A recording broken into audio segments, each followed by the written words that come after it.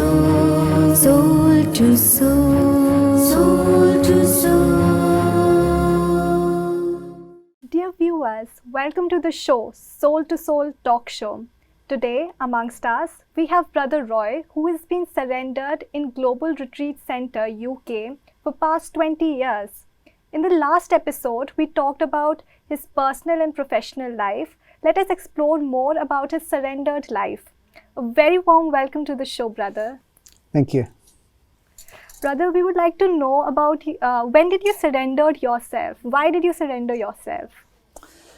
I surrendered after I'd been in knowledge for about 5 years, and I went to the Global Retreat Center, which I'd been attending quite regularly prior to that for meetings and to help out with karma yoga, this type of thing.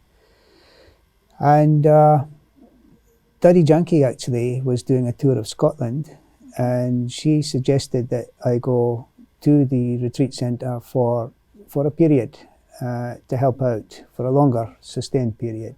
And so we decided that I should go for 3 months. Okay. And so I went for 3 months originally. Okay. Yeah. How did your close ones reacted towards your step to getting surrendered? There wasn't any problem really with my friends and relatives, because they could see that I was a lot happier in what I was doing. The initial 3-month period that I spent at the retreat centre, I found to be very satisfying compared with Lokic work. There was I had a sort of deep desire to be doing it full time, and I found a lot more satisfaction from doing service than from doing Lokic work. Okay. And it was decided that I should extend my stay there for a bit longer, for another 3 months. And so it was a gradual transition, and one that I was enjoying very much. But it also gave my friends and my relatives a chance to get used to it. Okay. And but there wasn't any problem, because people could see that I was doing something that I was getting more from than from in the Lokic world. Okay. Yeah. So was it an easy decision for you for being surrendered? It was easy for me, yes, Okay. because I had that desire anyway. So I was very grateful to get the opportunity from Daddy Janki. Okay. And so it was quite easy. Of course, it's different, and there is some adjustment, because it's totally different to what I was doing before. I was living by myself, and then moving into the retreat centre where there's now 30 full-time residents. So there is a bit of adjustment required, but it wasn't too difficult. What was the purpose of being surrendered? You can always practice it in your daily life. So why did you took up the step of being surrendered? Well, I just looked at the deeper points of knowledge. What are you doing with your time and energy, and what is going to give you the most return? That was one aspect to it. But also, I had to ask myself, what do I enjoy most? Okay. And I enjoyed doing service at the retreat centre more than what I was doing attending the centre just in the morning for Morley, and then doing a Lokic job. Okay. So it was, I had time to think about it. It wasn't such a quick change, because I'd been to the retreat centre quite often, and I knew what was involved. So it wasn't I didn't find it a difficult decision to make. Okay. It was just fairly straightforward. What was the difference after getting surrendered? What was the difference? I mean,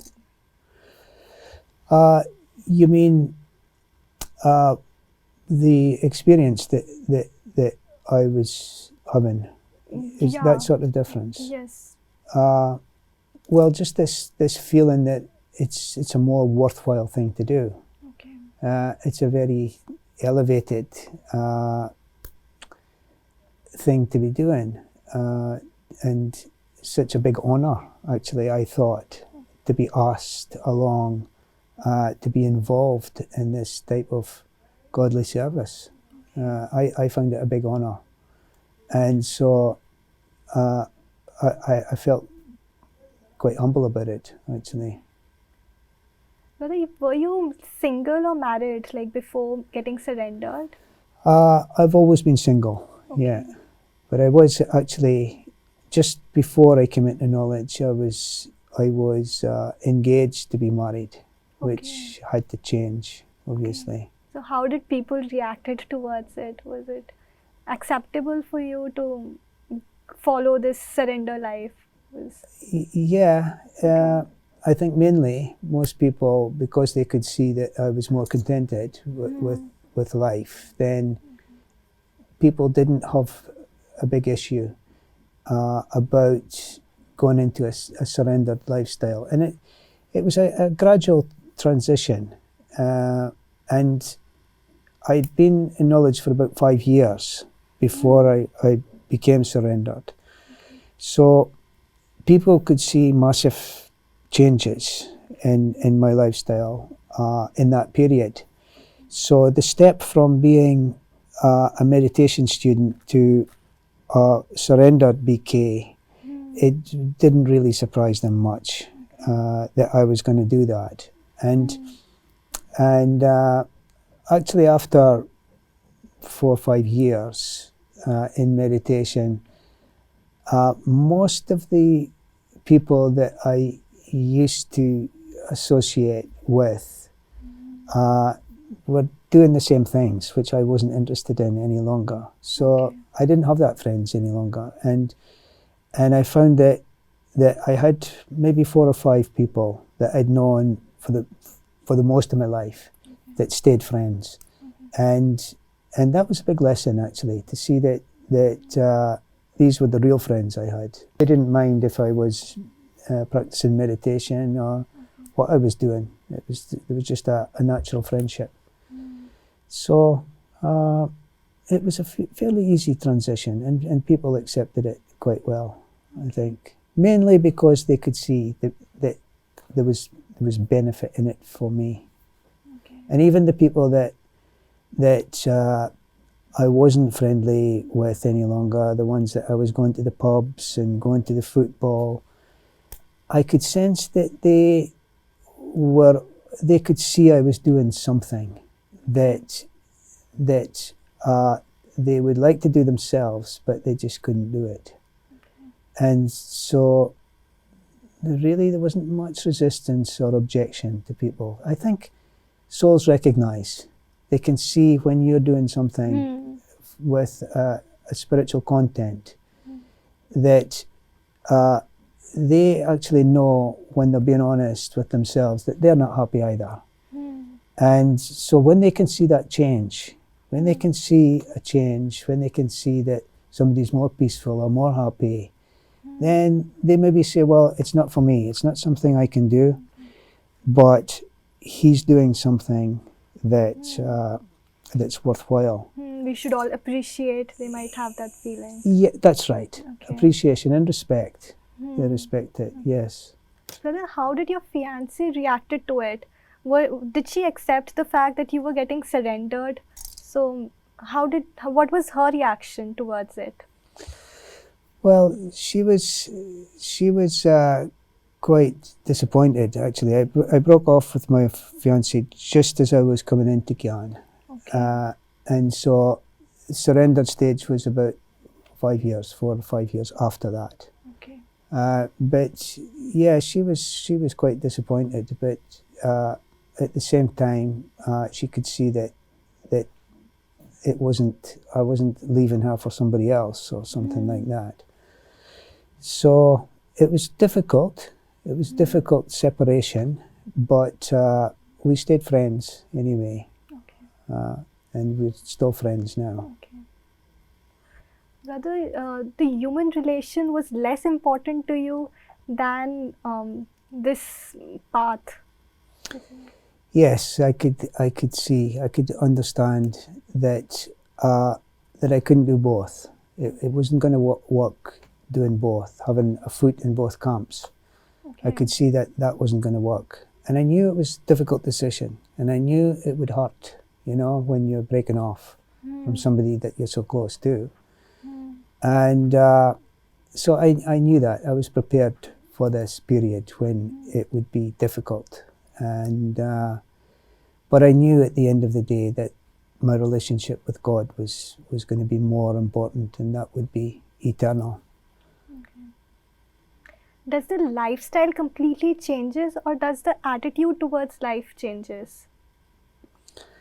I think, well, both. Lifestyle changes, definitely. And the longer that I have been following the path, my attitude also changes towards life and how things are happening in the world.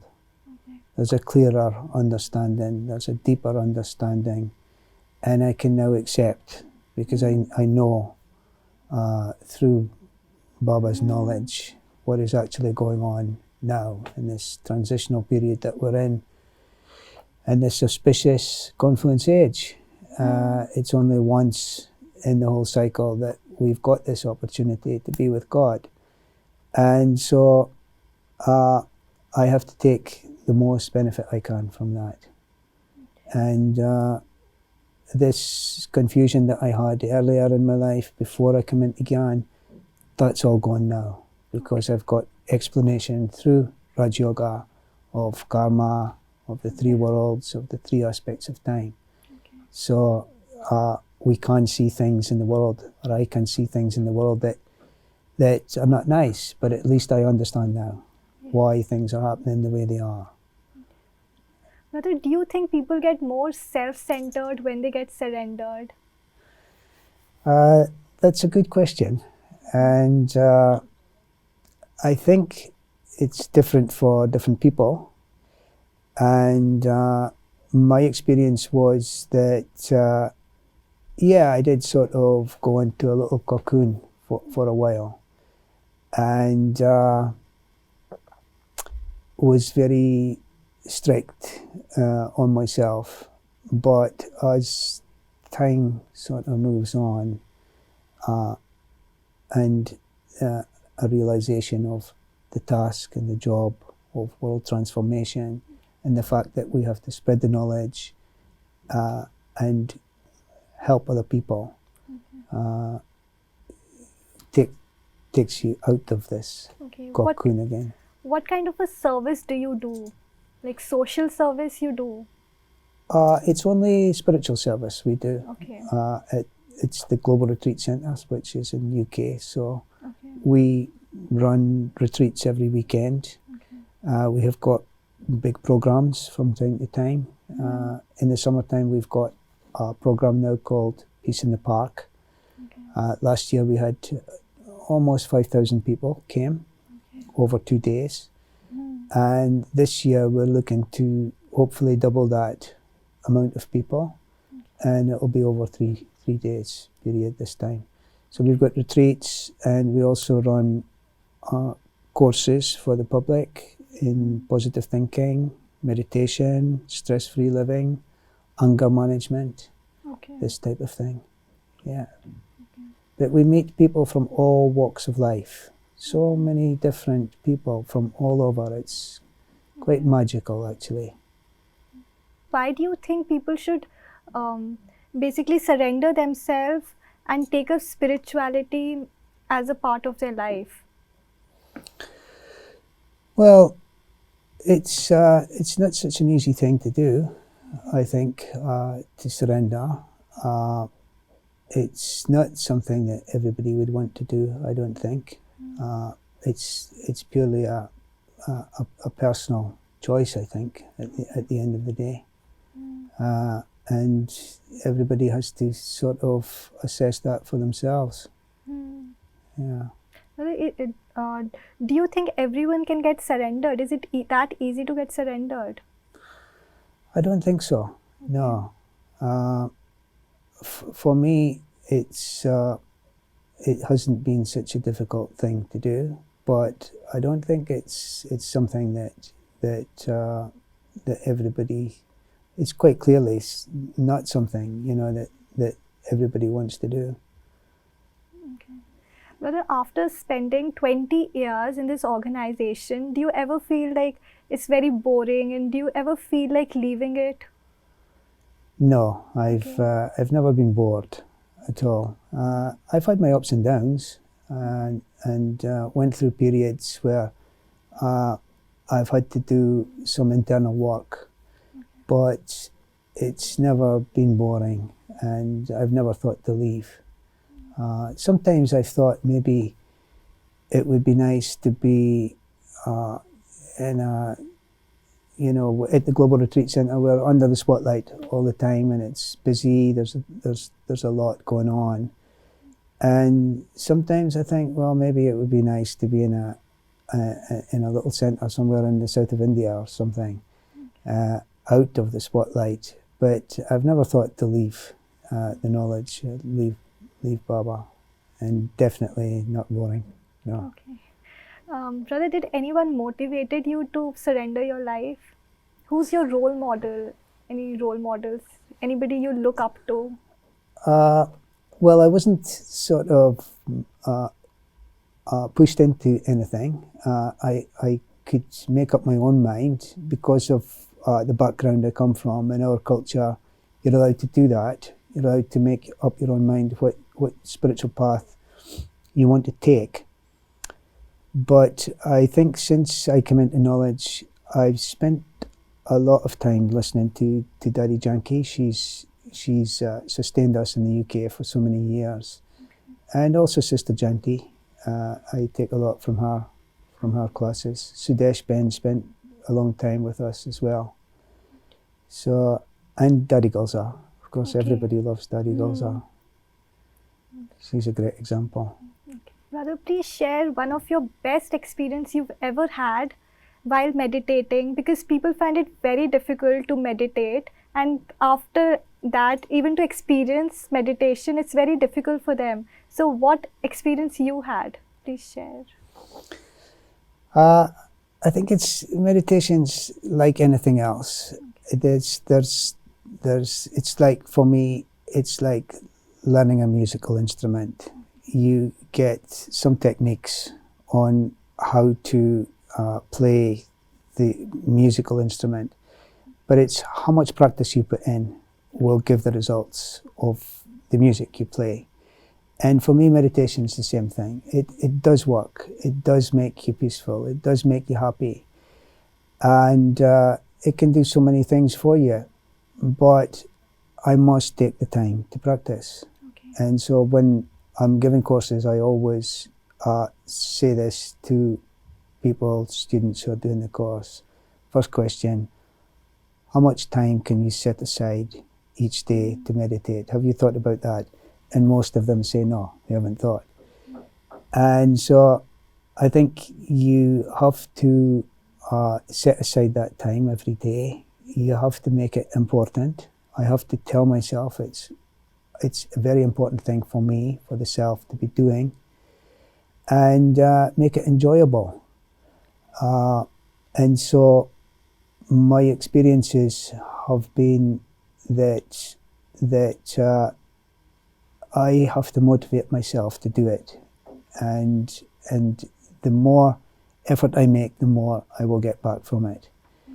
I've had one or two very exceptional experiences. Once in my early days in Scotland, where we were offering bog to Baba in Baba's room, small Baba's room, and it's very difficult to put into words what was happening, but I could feel this sensation of being completely separate from my body. Okay. And there was also a connection with God at that time. Okay. And it was was a very it was a very exceptional experience, and when I started thinking about it, it sort of stopped. But once or twice like that, something very exceptional happens. But most of the time, I have to make time in my timetable for meditation. Sometimes I get inspired through music. Lately, I've been using music to create good feelings, first of all, before I start to meditate. And I find that helps, because I think most of us have had this experience when we sit down to meditate, then we have these other thoughts coming from other things we have to do in our lives, or other things that's happened in our lives. But I find that there's a lot less of those when I create good feelings in the soul first, and then I can use more positive thoughts and then connect with Baba easier through that. Brother, music really helps while meditating, or one's need to be like in silence while meditating? Well, I think it helps on occasions. That's what I found. But also silence.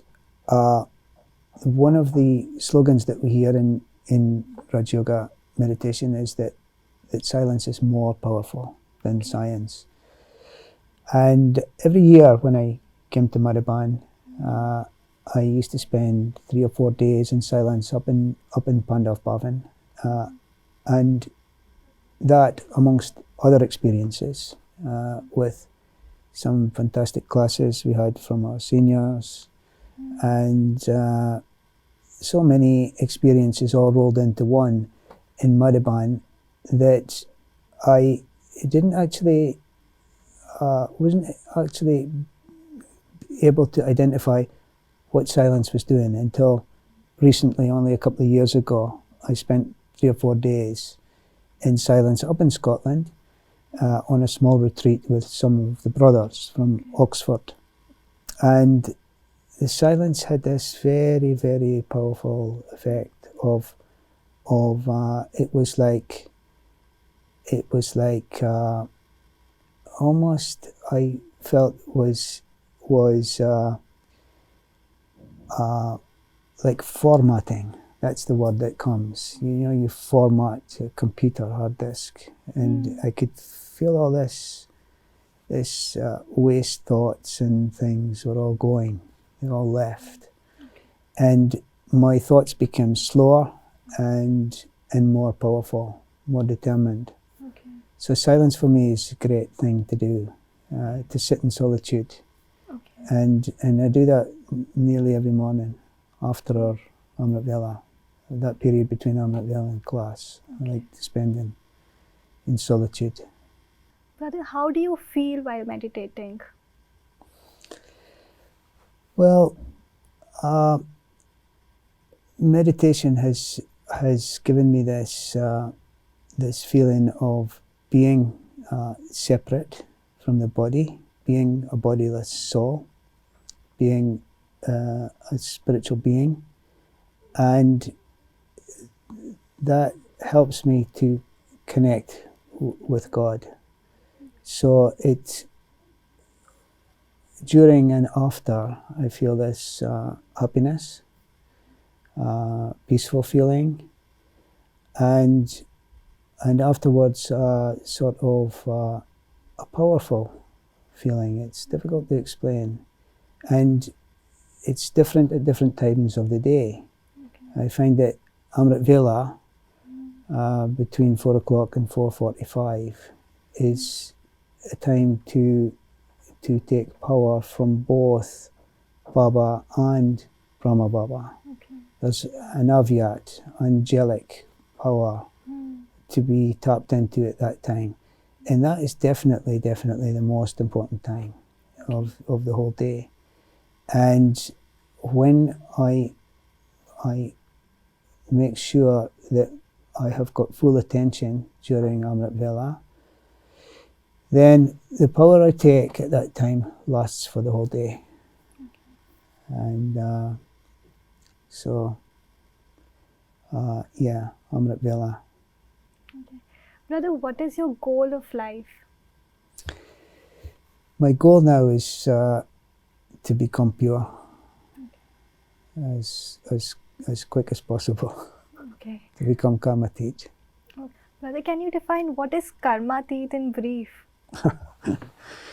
Well, my understanding of being karmatit is to be free from my actions of the past, to be free, to be completely free. Dear viewers, it was an enlightening session with Brother Roy. Thank you for being with us, brother. It was a pleasure having you amongst us. Thank you, Shubhi. We'll continue this chat in the next episode. Till then, have a nice day.